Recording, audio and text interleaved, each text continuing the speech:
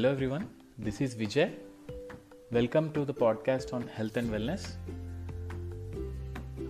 Today, let us have a small topic on cancer survivors, how cancer has impacted their life, their family life, and how even a cancer specialist will get influenced by them.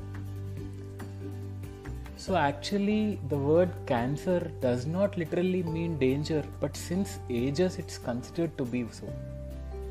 And each one of us during our growing years of life might have heard or seen some relative or friend or some unknown person suffering from it. As the times have changed and we have seen upgradation in all our lifestyles to a massive extent in the past 10 years, cancer therapy has also evolved leaps and bounds in these years. But still, the cancer diagnosis still stands scary. And the reason behind is, not many may win the disease.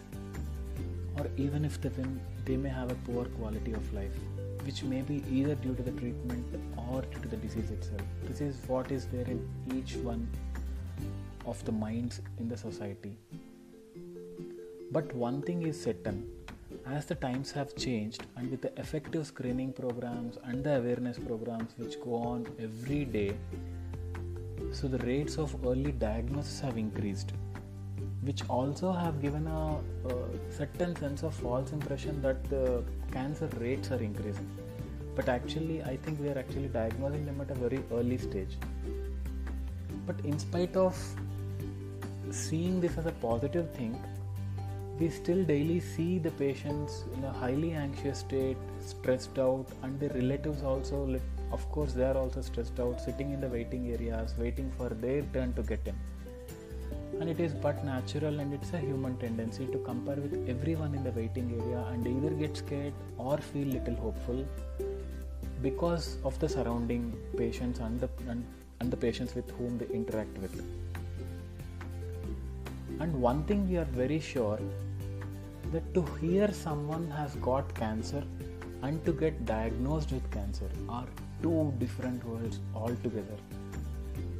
So today we thought of trying to take a topic on this particular subject and create awareness that not all cancers are same. Not everyone will be at the same stage. Not all stages behave in the same manner. And most importantly, not everyone has got the same capacity to fight the disease, be it physical, be it financial or psychological, and the amount of support they get from the family. The last one plays a major role. So we divided this particular topic into 3 segments because we feel it's the spirit of the patient, support of the family, and confidence of the specialist all put together along with the various best available treatment modalities will yield best results. So in our first segment, we have with us a young and a very beautiful lady who stood an inspiration for all of us right from the day of suspicious lump in her breast to getting diagnosed as breast cancer, to discussing the surgical modalities, going through the surgery, receiving adjuvant therapies, going through radiation, hormonal therapy. But she was really very hopeful and active from the first day with not even a fraction of doubt about her future. We routinely see relatives asking us not to reveal the diagnosis to patients, but on the contrary, this lady, being an elder daughter in her family, came to the clinic with her younger brothers. I saw how well they have supported her, and today she has sent us a beautiful message asking to share it over the podcast. And as she texted me saying this, even if one patient somewhere feels hopeful after this message, I'll be happy, doctor. And before playing the message, I just want to tell you all that we both share our birthdays, including the years. Yes, we are literally of the same age. So here is her message.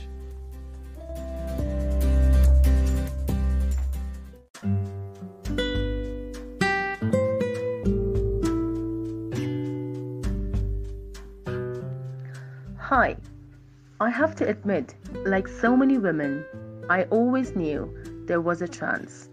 But like so many women, I never thought it would be me. I never thought I would hear those devastating words. You have breast cancer. But when something occurred, we have to accept the reality bravely rather than deceiving ourselves. It was hard, but I had to overcome my fear. My family and my kind doctors have supported me during those dark and hopeless days. Now, after spending almost 4 years, I'm doing very well. By coming years, I will be fit and fine, inshallah. Always be positive in life. Thank you so much and stay safe.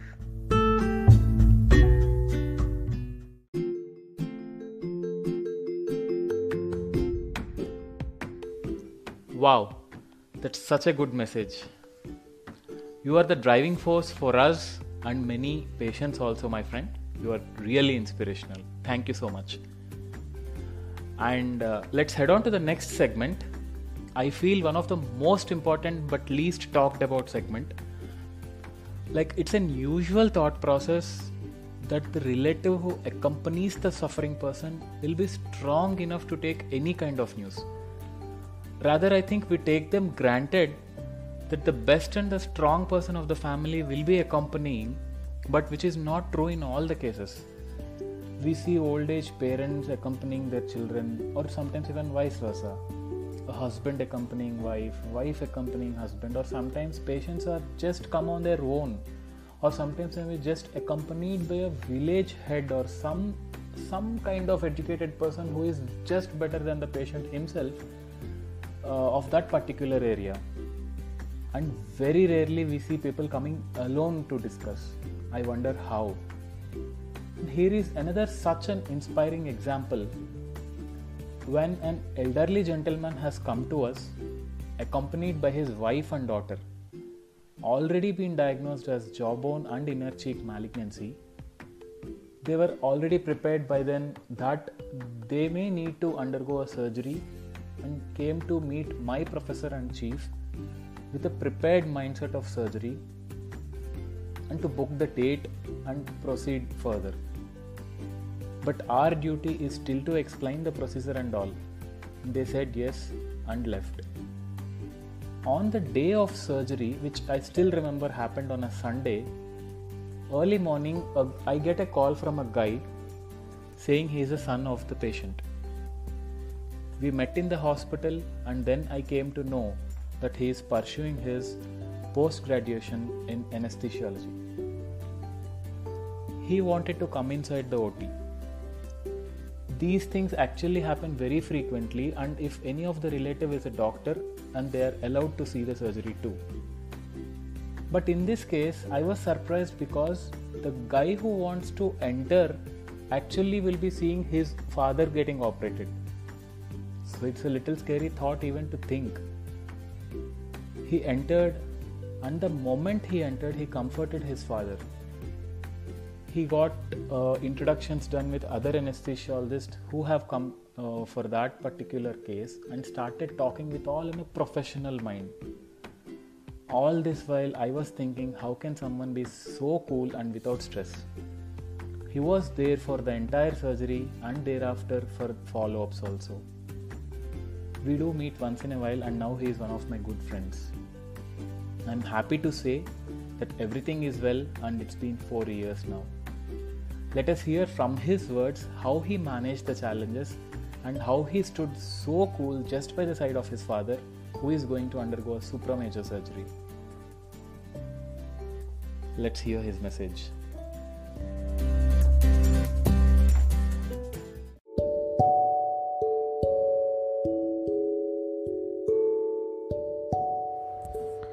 Hello, my name is Amit. I'm a doctor by profession in the specialty of anesthesia. When I got the news that my father had cancer and he needed to get operated for it, I just went blank for a minute. Images of the sequence of events that my father will go through in his treatment flashed in front of my eyes like a movie. As I myself had given anesthesia for the same surgeries to so many patients before, just got me thinking that my father would also go through the same, made me very nervous. But I explained the whole treatment protocol to my father and my whole family and made them mentally stronger. There was no scope for me to get weak as I was their support. Finally, the day of the surgery came, and by God's grace, the surgery went very good. Today, my father is healthy and active. It's been 4 years since he got cured from it.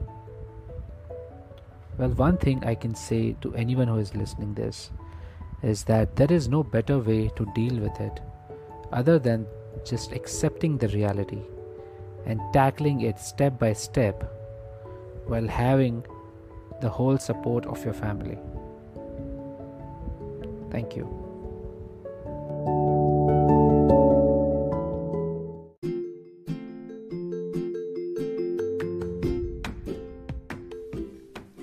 Very well and rightly said, Amit. This just makes me remember Bob Marley's quote, which says, "You never know how strong you are until being strong is your only choice." Thanks for your message, man. Hope you achieve all the desired success in life. And I just want to mention here to the listeners that Dr. Amit is a forefront COVID warrior working in Mumbai for Just Lok Hospital. Thank you, Amit. Stay safe. And now we shall move on to our next segment to know the impact of any cancer patient on a treating doctor. Yes, patients do have a lot of impact on doctors. While we sit in our cabins, we actually always think and wish about good news from all the patients. Whenever a treated patient comes for follow-up, our hearts will equally pray that everything should be fine. And if that's the case, the amount of inner happiness which we get can't be quantified.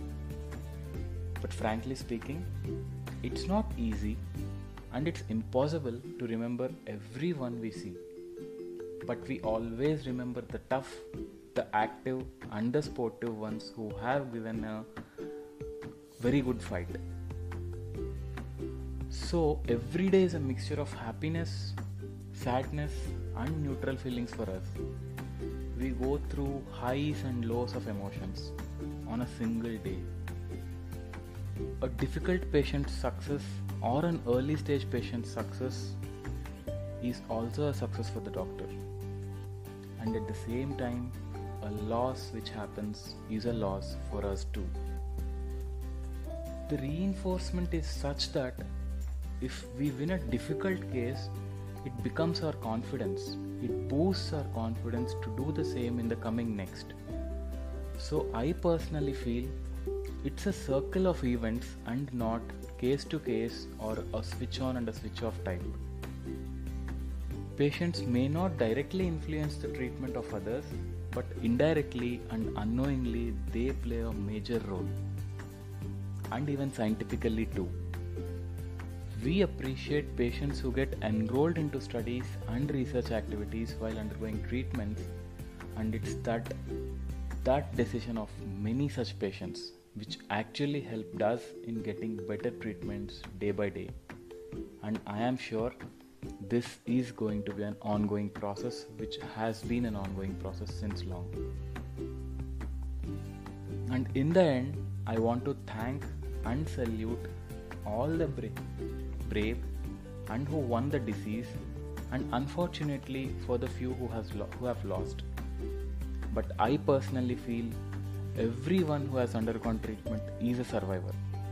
Though not directly, but through someone else's experience, they have a role in the current ongoing treatment. The show goes on and they live forever.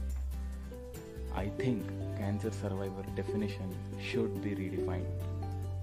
And on this note, I am signing off, my friends. Thank you and good luck until we meet next time.